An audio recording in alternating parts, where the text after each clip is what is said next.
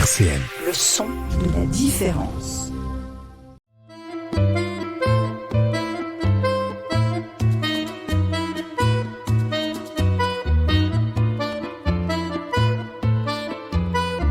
Culture partagée sur RCN. Gilles Le Sauroy. Bonjour, c'est Gilles pour une émission hivernale avec les frimas du dehors, au cours de laquelle il va être question de spectacles, de théâtre, mais pas seulement, je pense, avec un invité que je vais présenter comme un décorateur de théâtre, mais ce n'est pas la seule corde à son arc, nous allons le voir. J'accueille donc aujourd'hui Patrick Grandvillemain. Bonjour Patrick. Bonjour Gilles. Et voilà, et quand je dis donc que tu es décorateur de théâtre, c'est parce que le public n'en sait rien, alors qu'il ne connaît pas forcément qui sont les décorateurs, on connaît plus les compagnies ou les acteurs, mais a certainement déjà vu ton travail avec les Crieurs de Nuit ou avec la Mazurka du Sang Noir, entre autres. Et quand je dis donc que tu es décorateur de théâtre, Comment tu reçois ça ? Tu es d'accord, pas d'accord ? Tu nuances Ouais. A priori, oui, je suis d'accord sur le terme porte toujours à discussion entre décorateur et scénographe. Oui, alors j'employais le terme le plus commun. Le plus soft, c'est bien. Voilà, parce que scénographe, je ne sais pas si ça parle. C'est prétentieux, quoi, du coup. Oui, mais c'est plus relié au théâtre, c'est certainement plus juste, puisque... Bon, décorateur, c'est mettre de la matière sur un plateau, d'une certaine matière, matière, oui, justement, alors que scénographe, on peut ne rien mettre, quoi. Exactement. Ça marche aussi. Et décorateur, il y a peut-être un petit côté aussi, gentiment, qui fait une petite décoration pour embellir les choses. C'est plus humble, je préfère. Ouais, c'est vrai. Alors que le scénographe est un créateur à part entière. Les neurones marchent. Voilà, on a l'impression de... Voilà, pour la justesse, le terme, il faudrait trouver un terme entre les deux, ça serait pas mal. Pour moi, ça correspondrait mieux. Voilà. Bon. Parce que j'aime bien travailler la matière, en même temps j'aime bien travailler la pensée aussi, suivre les pensées des metteurs en scène. On va dire aussi que tu es plasticien, également. Ben oui, ça réclame un peu ça, ouais. Alors, avant d'évoquer tout ça en détail, comment ça a commencé ? Tu es tombé dedans quand tu étais petit Pas vraiment, je suis tombé dans le dessin quand j'étais petit. Ouais. J'ai toujours dessiné. Mon père était peintre, voilà, donc j'ai toujours eu quelque chose à voir avec le dessin, donc la main et puis le papier. J'aime beaucoup le papier. Ouais. Voilà, et puis après, un parcours un peu banal de collégien, lycéen. En fait, le théâtre ne m'intéressait pas à cette époque-là. Hein. J'ai vu ça... très mal vu, le théâtre. Socialement, milieu pas vraiment favorisé. Donc le théâtre, c'était pas dans mes clous. Ça l'est devenu bien plus tard, quand je suis tombé, parce que j'avais des petits soucis de peinture sur les couleurs, les complémentaires. Et j'ai découvert ce qu'on pouvait faire avec un projo. Ce jour-là, je suis devenu fou. Parce que d'un seul coup, j'avais un outil qui me permettait de faire ce que je voulais en taille humaine. Donc c'était magnifique. Donc à partir de ce moment-là, j'ai bercé, j'ai baigné dans l'éclairage. D'accord. Donc j'ai fait, au départ, pour commencer, j'ai fait des expos de sculpture. C'était pas du théâtre encore, je n'étais pas encore dans le théâtre. Mais où tu utilisais la lumière, justement. Oui, des éclairages d'expos de sculpture. Ça m'a bien fait rêver, parce que souvent on me laissait la salle tout seul. Donc j'étais perdu au milieu des sculptures avec des projos à installer, une toute nuit ou quelque chose comme ça, quoi. Voilà. Donc ça m'a bien tapé la tête, ça. Ouais, donc d'abord, beaucoup aidé pour la suite, oui. Ouais. Et après, je suis passé au théâtre. Ouais. D'accord. Et tu as dit que dans un premier temps, c'était la main et le papier qui t'intéressaient. Oui. C'est-à-dire, c'est plus le geste et la matière que l'objet même de ce qui est représenté ou mis sur le papier. Je ne sais pas quel est le contact qu'il y a, parce que c'est vrai qu'il y a quand même l'œil qui intervient là-dedans, mais pour moi, il y a un rapport. Il y a un rapport en physique, charnel, avec le dessin, quoi. C'est quelque chose qui C'est difficile à décrire. Ouais. Une relation qui me permet de... Ça m'éveille, en fait. Mais est-ce que ça veut dire, par exemple, que tu dessines forcément, quand tu dessines systématiquement avec un crayon ou un autre moyen et du papier, ou est-ce que tu dessines également sur une tablette ou est-ce que le côté charnel disparaît Je suis plus papier que tablette, hein, ouais. c'est clair. Ouais. Oui. Oui, je suis plutôt habitué au crayon, plume. Parce que la plume, contrairement au crayon, laisse une trace sans retour possible et puis ne se dilue pas. Quand on range le papier avec du crayon, généralement, ça s'efface. Ouais. La plume, ça s'efface pas. Donc c'est un peu un jeu sans... Mm-hmm. Comment dirais-je, travail sans filet, quoi. C'est-à-dire qu'on c'est du dessin qui est brutal, quoi. C'est jeté, oui, voilà, sans remords, quoi. Ouais, on revient pas en arrière. Non, y a pas... c'est le temps qui... ouais. Et alors, ce premier rapport au dessin, comment ça s'est passé dans ta formation ? Est-ce que tu as une formation de dessin, une formation de peintre Comment Pas vraiment. Je n'ai pas vraiment de formation de ce côté-là. J'ai fait des tentatives, mais c'était dans des années 70, des années un peu malheureuses, parce que on passait plus de temps à faire autre chose que travailler. Je le regrette un peu maintenant, mais bon, l'époque le voulait. Parle bien devant le micro, s'il te plaît. Ouais. Non, l'époque voulait ça, quoi. C'est-à-dire que plus passer notre temps à espérer une révolution qu'à qu'on construire espère toujours. Voilà, qu'on espère toujours, entre guillemets. Mais effectivement, qu'à travailler un parcours artistique. Voilà. Donc tu n'as pas du tout une approche académique des choses Non, je pense pas. Bon, je le regrette un peu, hein, c'est vrai. Ça me manque des fois, oui. Ouais. Parce que souvent, on vous demande des écrits sur le dessin, et ça, c'est pas rigolo du tout, quoi, pour ouais. La pratique est une chose. Oui, d'écrire quelque chose, c'est vrai que ça, je ne sais pas le faire très mal, quoi, en fait. Ouais. Et comment c'est... Même en parler, quoi. C'est vrai que pour moi, c'est difficile, quoi. D'accord. Bon, allonge-toi, je vais te poser des questions. On va parler de ton enfance, et puis on va éclairer tout ça. Mais comment c'est venu ? C'est-à-dire, tu dis, voilà, j'ai d'abord éclairé des sculptures, etc. Mais concrètement, comment ça s'est passé ? Est-ce qu'il y a des choses qui, pour toi, ont été des déclics, je ne sais pas, soit des artistes, soit des œuvres ? Il y a eu des rencontres qui m'ont permis de regagner quand même le monde du théâtre. J'ai quand même croisé des gens comme Louis Tolel, qui était scénographe, lui attitré, voilà. Qui est toujours scénographe, bon, je sais pas ce qu'il devient.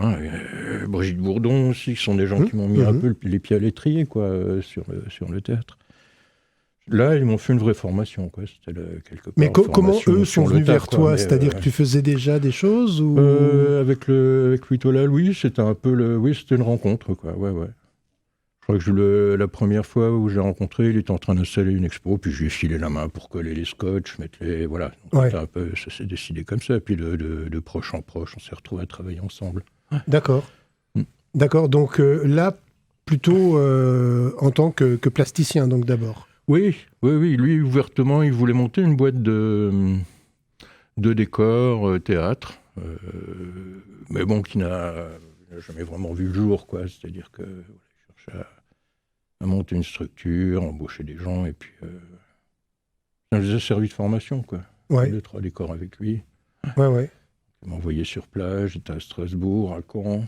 Il me baladait un peu, c'est bien. Et donc c'est à partir de là que les choses ont fait un peu boule de neige, ou comment ça s'est passé par la suite alors ? Oui, après j'ai eu des propositions de boulot qui sont venues. Alors là, les premiers gros boulots que j'ai eus, c'est avec Système Son sur Épinal. Donc ça remonte à du travail d'événementiel. Donc ça ne me changeait pas de trop. Oui. Ouais. Mais énorme, truc énorme. Un centenaire à faire sur... j'avais 2-3 hangars, donc il fallait que je m'occupe. C'était un peu le... À éclairer ou à... Non, à installer... la boîte s'appelait Bir, il fêtait le centenaire de l'arrivée d'une ficellerie à Uri-Ménil. Voilà, toi. Oui, c'est pointu. Oui, et du coup, c'était des Alsaciens, en fait, qui avaient quitté l'Alsace dans les années 70. Ouais. et qui sont revenus, puis qui sont remontés une boîte, fabrique de ficelles et des machines, une grosse boîte, 120, 140 employés, quoi. D'accord. Et le patron fêtait le centenaire. Ouais. Et c'est Aubert, le patron de Système Son, qui m'a téléphoné un matin à 10h. Il m'a dit écoute, à 11h, on a rendez-vous et faut qu'on ait un projet à présenter à cet homme-là. Il veut qu'on lui présente quelque chose avec ses matières. On s'est retrouvés au bout d'une table avec une dizaine de bonhommes. J'ai proposé tout de suite 2-3 bêtises. Ouais. Avec ce qu'on pouvait bricoler avec des ficelles. J'avais eu vaguement le temps du trajet en bagnole pour cogiter quatre trucs, quoi. D'accord. Et on a arraché le Blue à une grosse boîte de Strasbourg qui est en concurrence. Bien. Ouais, c'était pas mal joué. Ça, c'est content. Effectivement, il voulait qu'on délire avec ces matières. Donc, j'avais réussi à faire des cônes avec ces rôles. Les rôles de ficelle, c'est des grosses bobines qui font 30 cm de haut. Rapproche-toi du micro. 15 cm de large. Je ne suis pas habitué. Ça m'a fait marrer, ça, parce que donc il avait tout un taf dans l'usine de techniciens, il y avait dans une petite boîte au milieu des ouvriers. J'avais leur petite boîte, et puis ils m'ont appelé en disant « Mais comment vous avez fait pour faire un cône, j'avais réussi à sortir le nœud du rôle. Une manipulation qui me paraissait simple, et puis eux, ils n'y arrivaient pas, en fait. Parce que pour le faire, il fallait sauter à pieds joints sur la bobine. Donc, il fallait massacrer un peu la matière. Ouais. Et ça, ils n'osaient pas. D'accord. Devant le patron, ils n'osaient pas. Ils n'y ont même pas pensé, en fait. Ah oui, d'accord. Et moi, ils m'ont demandé que je leur montre. Donc, j'ai sauté sur les bobines. Sur les bobines. Alors, ils sont tous devenus verts en pensant que j'étais en train de commettre une hérésie, quoi, quelque part. Le patron était là. Lui, il était mort de rire. Mais bon, voilà. C'était des façons assez étranges. Oui, mais déjà spectaculaire, quoi. Ah bah oui, parce que oui, c'était pas mal. Je fais des grosses colonnes une dizaine de rôles. Ça faisait des machins qui faisaient 5-6 mètres de haut quand même. Tout tordu, j'en ai fait une forêt. Hein. À l'époque, il avait tous les moyens. Pour moi, je n'avais pas de problème. Je disais, il me manque deux bobines pour finir. Il me dit, 2 bobines, non mais ça va bien. Je me dis, une palette. Et après, j'avais la palette. Ah ouais. Par contre, les premiers jours, j'ai tout de suite eu le syndicat derrière, parce que ça fait des années qu'il n'a pas augmenté les ouvriers, le brave gars. Je lui avais demandé si, comme c'était un centenaire, il avait un peu donné la parole aux ouvriers. Ça m'aurait paru sympa, quoi, la moindre des choses. Ah là là, qu'est-ce que j'avais pas dit là? Ah ouais. C'était pas question. D'accord. Et dans la boîte, je me trouvais au début en conflit avec les ouvriers. Oui, bien sûr. Ouais. Qui n'avaient pas été augmentés. Ils ne voyaient pas pourquoi on allait payer le... Bah oui, la célébration. Moi, j'étais payé sur du... Tout à fait dans un rapport avec l'artistique. Ouais. Dans un rapport un peu étrange. Oui, d'accord. Le travailleur et l'artiste, quoi, voilà. Ah ouais. Bon, après, on s'est entendu quand même. Après que j'étais là pour faire... je fais que mon travail. Même si c'est un travail qui leur paraissait pas vraiment... Ouais. Enfin, le courant est passé quand même. D'accord, mais alors... L'année d'après, certains m'ont rappelé pour faire du son et lumière cette fois. Donc j'ai changé par le biais de rencontres avec des ouvriers dans la boîte. Ouais. Ah ouais, qui t'ont demandé de travailler sur des... Une année après, j'avais... Mais toujours des projets un peu industriels avec une dimension artistique là, cette fois, c'était du son et lumière avec une mise en scène théâtrale. C'est dans le coin de Montureux. Oui, je vois. Voilà, avec l'Odyssée. Bon, oui, je connais l'association, oui. Donc j'ai dû faire un encadrement de stage à l'époque avec des jeunes. Oui. Donc ça a duré 1 mois, on a été s'installer sur le stage théâtre qu'ils font en été. C'était une vraie aventure. Ça. Ouais. Ça, c'était une vraie aventure, donc parce que construire un décor, alors c'est pareil, moi il faut un lieu, il faut de l'eau, il faut de l'électricité. Mais ils font plutôt du plein air, non, chez eux? Voilà, et donc du coup il faut faire des gros décors, fabriqués en gros. Et oui. C'était la foire d'empoigne pour trouver une grange simplement pour pouvoir travailler, quoi. Il va avoir de l'eau et de l'électricité. J'avais une dizaine de jeunes qui étaient là, à Martinvel. Voilà. Au bout d'une rue, où ils étaient complètement abandonnés, il n'y avait pas un pelé dans la rue, sinon 2 papis tout au bout, qui hurlaient quand ils ont vu les jeunes arriver, délinquants, manouches, enfin voleurs de poules, c'était ça, quoi, à peu près l'ambiance au début. Et puis, on a passé un mois quand même à travailler sur les décors. Et à la fin, ils pleuraient, les petits vieux. Ah oui, ils voulaient plus qu'on parte. Parce qu'ils ont découvert qu'il y avait de la vie. Ah ouais. D'un seul coup, dans le village, ils disaient, ah bah ouais, avant, il y avait de la vie comme ça. Ils avaient la petite larme qui goûtait. Ouais. Alors, c'est bien des fois, ces trucs-là. Ouais, c'est bien de forcer un peu les choses. Mais ça, c'était ta première expérience vraiment de spectacle vivant ou avant, non. Là, ça, c'était à mon nom, quoi. C'est les premières créations à mon nom, ça. Ouais. Non, auparavant, je fabriquais du décor pour l'Utollel, quoi. C'est ce que je te disais sur Strasbourg. Alors, j'ai dû travailler. Pour le TJP. Alors, je me rappelle plus la pièce. Je sais qu'il y avait la DSL qui faisait un truc là-dedans. Voilà. Et puis bon, j'avais fait je faisais petite main, quoi. Ouais, mais bon, ça s'improvise pas quand même de construire un décor, de bidouiller, si je puis dire, des ficelles pour en faire des pyramides. Oui, c'est un vrai monde de rêve. Hein. Je pense qu'il faut aimer ça, quoi. Il faut être dedans quand même un peu. Quand je dis ça s'improvise pas, il faut quand même avoir je sais pas, un minimum de base, de formation au départ, non? Après, moi, je n'ai qu'une formation sur le tas. Hein, genre bricoleur, quoi. Ouais. Après, oui, c'est relié. C'est-à-dire qu'il y a bien un moment où on fait de la pensée, on fait des plans, donc ça, je suis pas trop embêté, puisque j'ai à peu près une bonne maîtrise des perspectives. Donc, si je veux construire un objet, je peux le dessiner avant, quoi. C'est bien. Mais ça, tu l'as jamais travaillé véritablement? Si, c'est venu petit à petit, mais ça, je te dis, j'ai dessiné depuis très jeune, quoi. Donc, j'avais un peu cette maîtrise-là. Par bien près du micro. J'ai une maîtrise de rendre sur une feuille un espace, quoi. Pas trop de problème pour ça. Mais quand tu étais plus jeune, tu te destinais à quelque chose professionnellement qui serait de cet ordre-là, c'est-à-dire, l'architecture ou le dessin. Je m'étais engagé dans des oui, je me suis inscrit en art plastique, j'ai quand même un bac, quoi, quand même, quoi. Voilà, donc tu vois, à partir de là, à partir de là, ça dégénère, quoi. D'accord. Années 70, on revoit les études, on fait autre chose, quoi. On part sur les routes, on va à Katmandou. Voilà, à prendre un peu l'air ailleurs. Oui, c'est un peu ça, c'est le drame de cette époque, ouais. Ok. Et je sais pas. Oui, non, l'attention était quand même là au départ, oui. Ouais. Oui, non, j'ai jamais. De travailler pas forcément dans le spectacle, mais au départ, j'étais parti plutôt pour la peinture, voilà, un peu parlais pas encore d'art plastique à l'époque. Ouais, bien sûr. Peinture. Et c'est vrai que quelque part, je me suis retrouvé plus plasticien, quoi.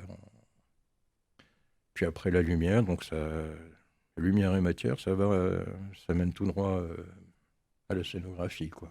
Construction de décor. Quoi. Ouais. Oui. Eh bien, je propose qu'on... C'est que du rêve. Eh ouais, bien sûr. Eh bien, on va continuer à rêver. Mais en attendant, on va faire une première pause musicale. Culture partagée sur RCN avec Gilles Le Sauroy. Eh bien, on va continuer à rêver avec Patrick Grandvillemin. T'as pas perdu le fil. Ah non, pas du tout, mais c'est un métier, tu sais. Entre autres.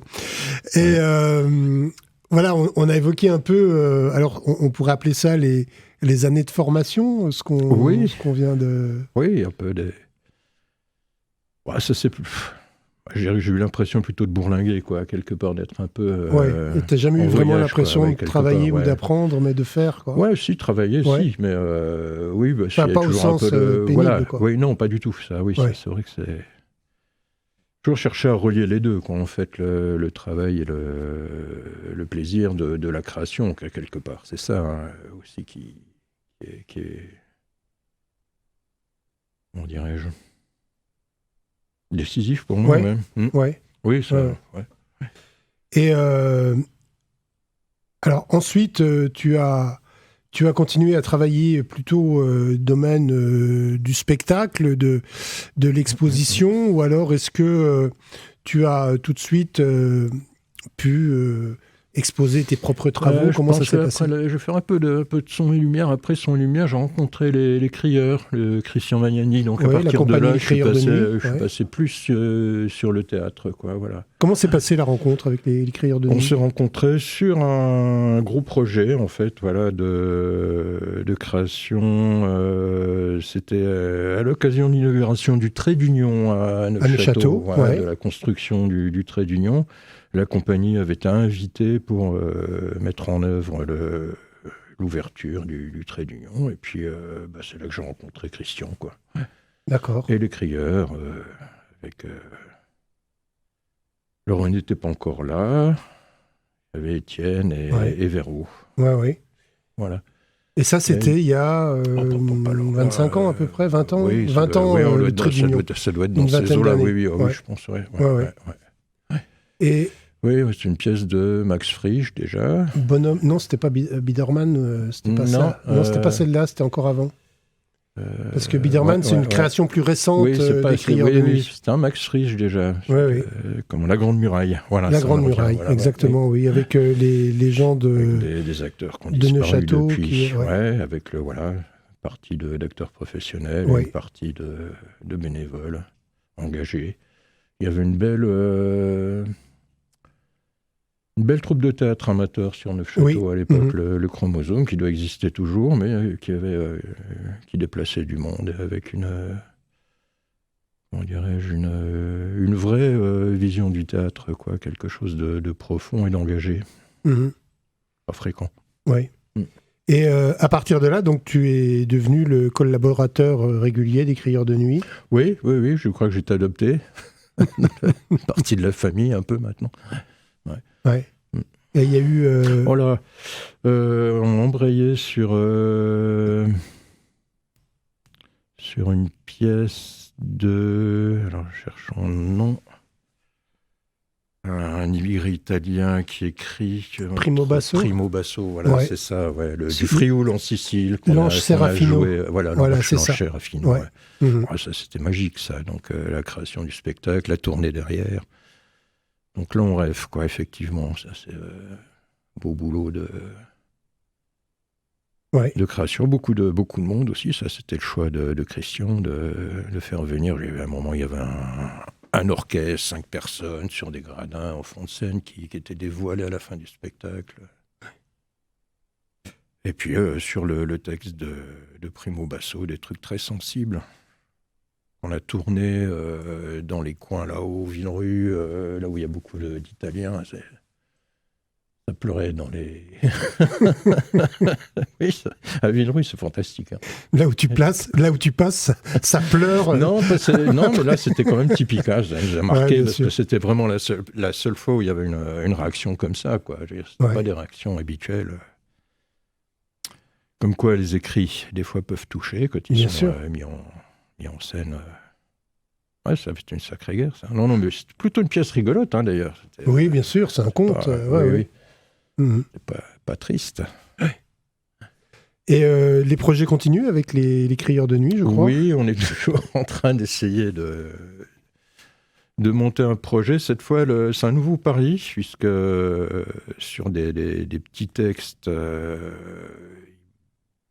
l'idée serait de faire participer donc les arts plats, la musique et le texte, donc mélanger, mettre sur un plateau tout ce beau monde-là, en particulier le René Le Borgne, Ma Pomme, et puis Véro, Étienne et Christian, quoi. Donc on a déjà commencé à monter 2-3 trucs. On a fait, il y a deux présentations publiques pour le moment. Oui, il y a une résidence, ça respire encore, il y a quelques temps. Voilà, dont on parle beaucoup en ce moment, parce que le théâtre va manifestement s'arrêter. Il faut en parler. Bon, donc voilà, c'est le moment de le dire. C'est un peu un drame pour le paysage théâtral régional parce que c'est une salle qui disparaît après 17 ans d'activité, de fidélisation d'un public.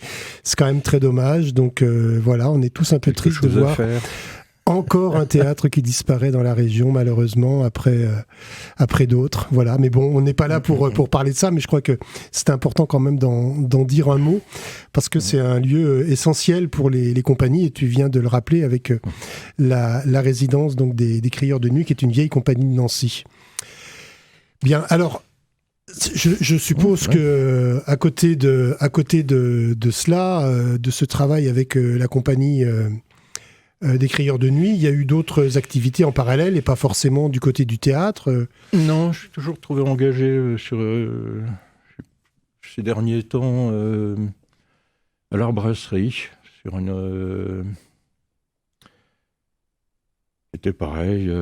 L'Art Brasserie qui a cessé son activité il y a 2 ans à peu près. Pas soutenu aussi, ni par because plus de financement, oui, qui est un... Comment dirais-je, c'est pas facile. Une association, gérée par 2 jeunes femmes, je crois. Par un couple, en fait. Il y avait Alex et Cécile. Ouais, alors c'est sans doute une autre parce que de revenir comme ça. Voilà, quelqu'un que je connais par ailleurs, donc ouais. D'accord. Ok. Voilà, c'est bien, on raconte nos souvenirs. Un peu dur des fois. Oui. Enfin, c'est vrai que là, oui, c'est un bel engagement, donc en pleine campagne, dans un village où il y a 150 âmes, une volonté d'amener de la culture. Donc souvent, ça se passait sous la forme, une compagnie venait ou un groupe de musique venait, travaillait. Ils avaient le lieu, une ferme pour eux, et puis en échange, ils donnaient un concert ou une représentation à laquelle étaient conviés les gens du coin. Voilà, c'est un peu le mode de fonctionnement. Et là, toi, tu exposais, tu faisais quoi exactement ? Oui, donc ça servait de lieu d'expo aussi, d'hébergement. J'ai fait une expo, je crois, là-dedans, oui. Ouais. Voilà. Alors, tu as parlé de dessin, de peinture, de sculpture pour une première expérience. Quand tu dis que tu exposes quoi ? Jusqu'à présent, les dernières expos, c'était les dessins, parce que bon, comme je suis plus occupé en théâtre, en éclairage, en scénographie, je me retrouve à ne pas trop travailler le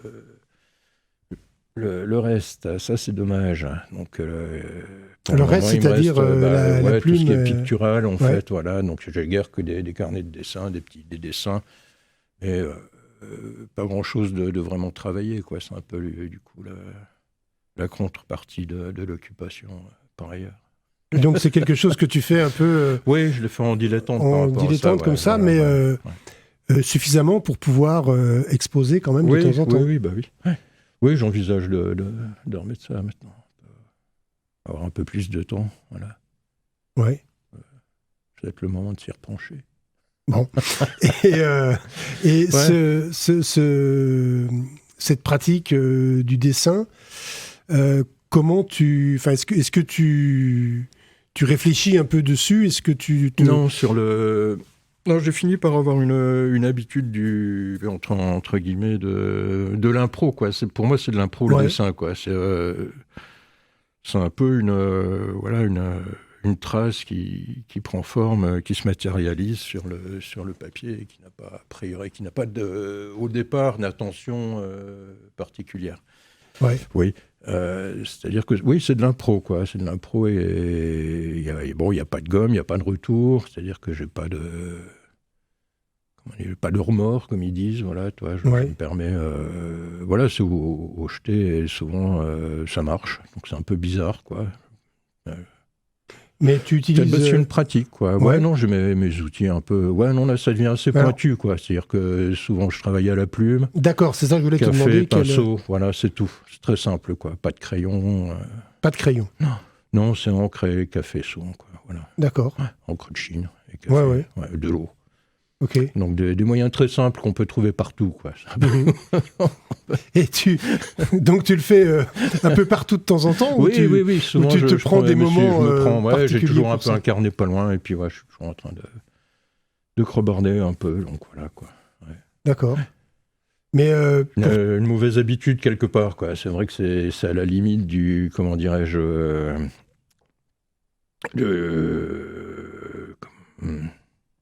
c'est pathologique, quoi, quelque part. C'est une maladie. ouais, c'est-à-dire que tu peux pas t'en passer, c'est ça? Il y a un peu de ça, ouais. Ouais. En même temps, ça me guérit beaucoup, quoi. D'accord. Parce que tu es un grand malade aussi. Ouais, sûrement. Ouais. Pas quoi Mais- dire. Est-ce que tu t'es déjà demandé si tu n'avais pas fait ça, du dessin, de la scéno, de l'éclairage, du son, qu'est-ce que tu aurais pu faire d'autre? Non, mais je pose la question et franchement, je ne sais pas quoi répondre. Ouais. Parce que non, je suis bien dans ma vie, quoi, quelque part. Ouais. Oui, ça m'est arrivé de rencontrer des gens qui se demandaient, mais t'aurais pas fait ça, t'aurais fait quoi comme métier? Et puis, en fait, non, je suis bien dans... Mhm. Je suis pas, non, pas d'autre envie, quoi. Bah, c'est bien, ça, c'est ce qu'on appelle un homme heureux et comblé. Ah, quelque part, Hein? oui, j'en suis conscient, ouais, c'est vrai que, bon, Ouais. voilà, le plaisir de... Bon, après, oui, ça pourrait toujours être mieux, voilà. Mais- Non, c'est bien comme ça, ouais. Par exemple, dans le domaine, on va dire graphique pour simplifier, ou pictural, enfin bref, est-ce qu'il y a des artistes qui t'ont marqué, ou des gens qui, pour toi, ont pu servir, je dirais pas forcément de référence, mais en tout cas qui te nourrissent? Oui, bah moi c'était les surréalistes déjà au Ouais. départ, quoi. Je pense, Je sais pas. oui, je cherche. Bon, peut-être Michaud, quoi, qui Ouais. a. Ah qui oui, m'a pour plus, le travail du marqué. dessin. Parce qu'en même temps, il y a un rapport à l'écrit, quoi. Je trouve Ouais, que l'écriture, ça me fascine parce que c'est du dessin aussi avant d'avoir avant qu'il y ait du sens, et je trouve ça effectivement captivant, et ça ouvre les portes de l'imaginaire de plusieurs façons. En fin de compte, dès que tu commences à rêver sur de l'écriture en tant que graphisme, ça devient un réceptacle à syllabes, à jeux de mots, et du coup, c'est un imaginaire qui s'ouvre, quoi. Ça aide beaucoup. Enfin, pour moi, oui, d'intégrer des bouts de mots, des bouts de phrases, des bouts de lettres dans les dessins, c'est quelque chose qui m'apporte beaucoup, quoi. Ouais. Je sais pas quoi dire. Ça fait plaisir, sûrement, je sais pas. Ouais, non, mais Je cherche. c'est vrai. Et cette découverte, par exemple, des surréalistes, ça s'est passé... C'est un peu aussi comme je dis, oui, c'est vrai, quelque part, je me jette dans l'inconnu quand je prends le saut, toc, j'ai une tâche ou quelque chose comme ça, et ça marche. Oui. Ça marche, parce que quelque part, avec l'habitude, il y a des espèces de règles qui se font jour. C'est-à-dire que bon, on retrouve tout de suite un œil, parce que bon, c'est peut-être là, on dit c'est ce que le bébé aperçoit dès qu'il naît, c'est l'œil de la maman, donc toi on voit un peu, on retrouve un visage.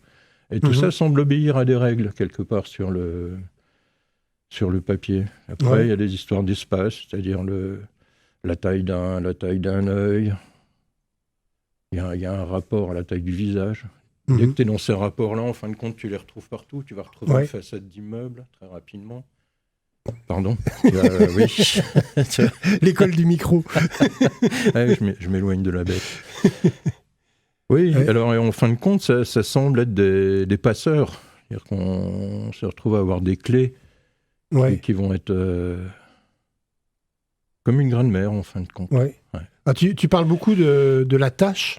C'est-à-dire que quelque chose. Tu démarres avec des souvent, tâches. je le fais avec les gens des fois. C'est-à-dire, je laisse faire une tâche et puis on arrive à sortir quelque chose de la tâche. Il n'y a pas trop de problème, quoi. Ouais. Ah oui, c'est Léonard de Vinci le disait déjà, puisqu'il voyait des visages dans les murs, etc., quoi. Donc tout le monde passe par là. Ouais. Mais c'est une attention, c'est ouvrir une attention à l'imaginaire, quoi. Ouais. C'est quand tu parles de tâches et puis aussi de café, alors il n'utilisait pas forcément le café, mais moi je pense aussi au dessin de Victor Hugo qui... ça je suis fan aussi j'imagine, de Victor Hugo, oui, parce que là c'est maîtrisé aussi, quoi, oui. Ouais. Ces morceaux de rêve, quoi. Lui, ça, il devait écrire ses bouquins aussi en même temps, je pense, avec ça. C'était des... Ouais. Bah, il y en a d'autres qui C'est doivent impressionnant, en tout cas. Ouais. éclairer. Ah bah j'aime bien penser avec le dessin, souvent. Là, Penser oui. Ah oui, non, Penser avec le penser. dessin. Penser. Ouais, penser avec le dessin. Ouais. Pardon, Non, c'est moi qui... le micro. Pas habitué. Ouais. Mais j'ai eu l'occasion de l'expérimenter, le fait que tu penses avec le dessin, puisque pour avoir travaillé avec toi, je me souviens qu'à l'issue du travail, tu m'as offert, et j'en étais pas peu fier, ton cahier de régie. Ah, je me rappelle pas. Et je me souviens t'avoir vu Oui. travailler, mais bon, d'un œil un petit peu éloigné. Et ensuite, quand j'ai vu de près à quoi ressemblait ton carnet de régie, c'était pour l'éclairage d'un spectacle qui durait quand même 3h30. Eh bien, sur ce carnet de régie, il y a un mot de temps en temps. Je ne sais pas si sur 40 pages, il y a 10 mots, c'est pas sûr. Mais toutes tes notes sont en réalité des dessins, quoi. Oui. Et j'étais vraiment épaté. C'est-à-dire que chez toi, le dessin, c'est vraiment un langage, quoi. Ah, c'est un langage, un outil, quoi. Oui, c'est vrai. Souvent, pour les régies, oui, je fais ça, oui. Ouais. C'est-à-dire que c'est pas, il y a des tops du texte, oui, mais les voilà, indications, c'est les. Oui, non, je peux pas les mettre en mots. C'est-à-dire que si l'acteur est à Jardin, je dessine un plateau avec quelqu'un à Jardin. C'est plus simple. Voilà. J'ai tout de suite la réponse. Ce qui est pas commun, quand même. Non, je pense pas. Mais oui, ça m'a demandé beaucoup d'entraînement, en fait. Au début, j'y arrivais pas. Bon, parce qu'il faut être rapide, faut pas. C'est pas du dessin. Voilà, je fais ton portrait, tu t'assois et tu bouges plus. C'est pas possible. Non, ça. c'est vrai. C'est mais pas alors... possible parce que un acteur, ça bouge tout le temps. Donc il faut quelque part être assez rapide pour choper l'instant qui va être révélateur, ce qui n'est pas gagné. C'est pas gagné, puis il faut être très rapide parce que moi, alors nous sommes à la radio et voilà, c'est plus difficile à montrer, mais j'ai j'allais dire des planches, puisque c'est un grand carnet de dessin, où il y a 15 acteurs sur scène, et les 15 sont dessinés, et quand il y en a qui sont plus à l'avant-scène, parce qu'à un moment donné, ils ont un rôle plus en avant, on les reconnaît dans les traits. Ah bah j'aime bien, oui, essayer de trouver les traits, l'expression, c'est plus dur en plus, c'est ça, là je rêve, d'arriver à avoir l'expression. Parce que t'as l'impression de rentrer dans quelqu'un quand tu dessines quelqu'un, quoi. Tu le découvres, tu deviens très curieux, révèle des choses qu'on ne voit pas au premier abord. Et je trouve ça plus poli de dessiner un acteur qui est dans un rôle. C'est-à-dire que c'est moins malsain, je trouve, quelque part, comme démarche. Je préfère j'aime bien dessiner des acteurs, parce que je trouve qu'ils sont derrière, ils sont dans leur rôle, quoi. Ils sont pas, c'est pas sauvage, c'est pas du. Tu leur voles pas. C'est pas. Oui. Tu prends ce qu'ils donnent, quoi, en fait. Quelque part, c'est ça. Je préfère. Ok. Eh bien, je propose que, avant de continuer cette discussion, on fasse une deuxième pause musicale. Culture partagée sur RCN avec Gilles Lossoroy. Avec Patrick Grandvillemain, toujours, pour parler scénographie, décoration, art plastique, dessin, et on évoquait donc la façon dont tu dessines, Patrick, les moments auxquels tu dessines aussi, et tu as beaucoup parlé de la tâche, d'où naît un œil ou un visage, etc. Et moi, j'évoquais aussi les acteurs, et toi aussi que tu dessines. Est-ce que tu as des sujets préférés, des motifs de prédilection quand tu dessines? Est-ce que tu préfères dessiner des gens, des corps Oui, c'est un peu une graine mère qui se précise. C'est-à-dire que, comme je te disais, il y a des espèces de proportions qui semblent s'enchaîner les unes et les autres. C'est-à-dire que l'œil, le visage, le corps, ça semble répondre à des quantas d'une certaine manière, un peu comme en maths, quoi. T'as comment dire, un multiplicateur, quoi, qui fait que tu vas être ou dans un visage ou dans une maison, ou donc en fait, le dessin m'emmène quelque part. J'ai l'impression qu'il y a une grand-mère qui est là, quoi. Je l'ai pas inventée, elle est préexistante. Je ne fais que de la dévoiler quelque part. Ça ne m'appartient pas, quoi. C'est plus une politesse vu comme ça, quoi. Ouais. C'est-à-dire que c'est un peu comme un matheux qui trouve une relation entre des nombres. C'est-à-dire qu'en fin de compte, elle préexiste. Lui, il ne fait que la révéler, il n'invente rien. D'accord. Et je vois plus le mot de création en pictural. Ouais. Comme ça, je le perçois plus comme ça, quoi. Comme Quelque chose qui... Voilà. Certes, on va toucher quelque part à des choses inconscientes, mais qui ne m'appartiennent pas, quoi. C'est inconscient et c'est une graine de mer qui semble fonctionner. Tu Pour donnes moi, à voir quelque chose qui après, était quand déjà les gens là, quoi. reconnaissent des choses, effectivement, ça me conforte. Parce qu'on a peut-être le même moule ou quelque chose comme ça, quoi. Ouais. Bien près du micro, toujours. Ah, pardon. Voilà. Ouais. Excusez-moi. C'est-à-dire que ton idée n'est jamais de te dire je vais dessiner ceci ou cela. C'est la tâche, le point de départ qui t'amène vers où tu as déjà une idée de départ. Oui, après on me demande des fois des choses comme ça. Oui, après je peux un peu diriger les choses, c'est sûr. Oui.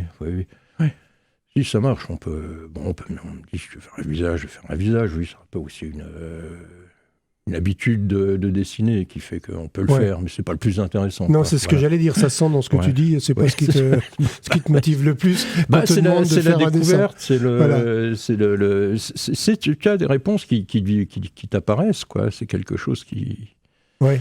C'est assez troublant, j'imagine, de voir naître quelque chose vers quoi tu es amené. C'est un peu comme les gens, je disais souvent, moi j'aime bien, comme je dessine comme ça, souvent ça met les gens mal à l'aise, quoi, parce que si on est en réunion et puis qu'on a quelqu'un qui fait des graffitis, c'est qu'il s'ennuie. Ouais. Et en fait, si tu regardes bien, ceux qui font des graffitis, j'ai décrassé pas mal de ce côté-là, au bout d'un moment, ça leur dit quelque chose de pas vraiment agréable, parce qu'ils viennent d'apercevoir un bout d'inconscient qui est passé. Ah oui. Alors ils rayent. Ils s'en rajoutent. Alors qu'au contraire, là, il faut s'arrêter. Et puis, il faut laisser les choses se révéler. Un peu comme une psychanalyse. C'est sûr que ça marche comme ça aussi, quoi. Ouais.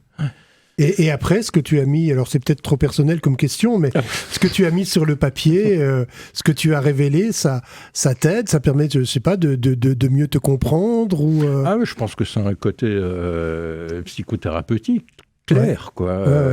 Je pense pas qu'on dessine sans chercher à réparer quelque chose. Ça.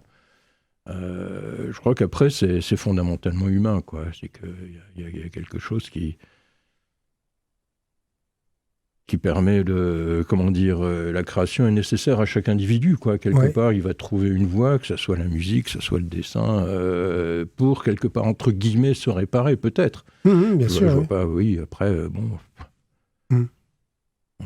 Est-ce que tu as des souvenirs de ta première... En fait, je pense que notre monde nous confisque notre imaginaire, quoi, quelque part. Je crois que c'est politique, ça.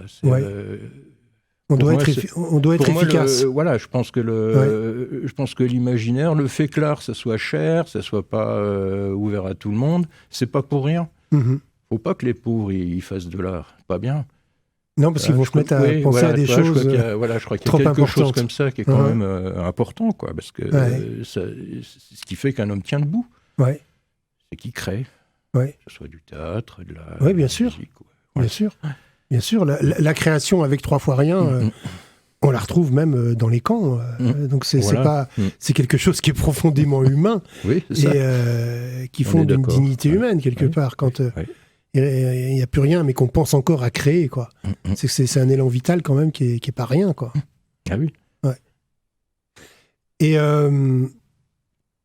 est-ce que dans tes travaux, est-ce que tu te souviens de ta ou tes premières expositions et quels ont été les retours? Qu'est-ce qu'on t'a dit quand tu... Alors, les premières expos, j'ai tourné un peu. Alors, je tournais un peu à Troyes, j'étais à Caen. Alors, j'avais quand même... J'étais pas encore... J'ai fait une grande toile avec qu'une rythmique, en fait. J'avais appliqué une espèce de rythmique blues. On m'avait expliqué que le blues, il y a 5 notes. Je dis, c'est bien, j'ai fait des pentagones, quoi. Comme ça, je me suis baladé, j'ai pu faire quand même une petite dizaine de mètres, plein de petits signes comme ça sur une toile avec du café sucré, en fait, concentré et sucré. Donc ça fait très, très belle toile, pour moi. Mais alors, Mais ça ne représente rien du tout. Après, Oui, quand non, on regarde, d'accord, oui, effectivement, on peut arriver à voir il y a des gens qui ont vu, on arrive à voir quelqu'un jouer de l'harmonica. Bon, bah, très bien, c'est du blues. Et puis quand je l'ai amené, alors là, je me suis un peu rendu compte qu'il y avait un milieu artistique qui n'est pas facile, quoi. C'est-à-dire, j'ai dû l'exposer, une expo de groupe. C'était là où il y a Gérard Maire. Voilà, Gérard Maire, donc bon, je suis arrivé, j'ai posé ma toile, j'étais content parce qu'elle jouait avec les transparences. J'avais travaillé sur comme c'est très léger ce que je fais, on voit l'image à travers, voilà, très bien.